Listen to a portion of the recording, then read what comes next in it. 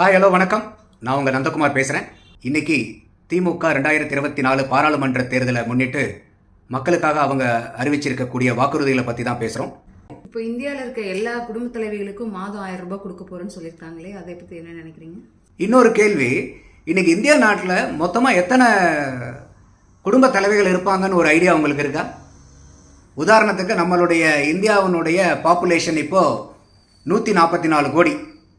ஒரு குடும்பத்துக்கு சராசரியாக ஒரு 3-3.25% நம்ம ரவுண்டாக எடுத்துப்போம், ஒரு 4 பேர்னு வச்சுப்போம்.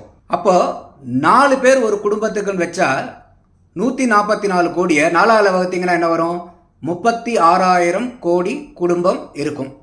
அப்போ 36,000 குடும்ப தலைவிகளுக்கு நீங்கள் 1000 ரூபாய் கொடுக்கணுன்னா 36,000 கோடி ஒரு மாதத்துக்கு. ஒரு மாதத்துக்கு 36,000 கோடின்னா ஒரு வருஷத்துக்கு அதை 12ஆல் பெருக்கினீங்கன்னா 4,32,000 கோடி ஒரு வருஷத்துக்கு. எவ்வளோ? 4,32,000 கோடி ரூபாய் இது ஒரு வருடத்திற்கு. இதற்கு உண்டான வருமானம் எங்கேருந்து வரப்போகுது? இது வரைக்கும் நம்மளுடைய சேனலை சப்ஸ்கிரைப் பண்ணாதீங்க, தயவுசெய்து சப்ஸ்கிரைப் பண்ணுங்கள். இந்த வீடியோ உங்களுக்கு பிடிச்சிருந்தா உங்களுடைய நண்பர்கள்ட்டையும் குடும்பத்துக்கும் இதை ஷேர் பண்ணுங்கள்.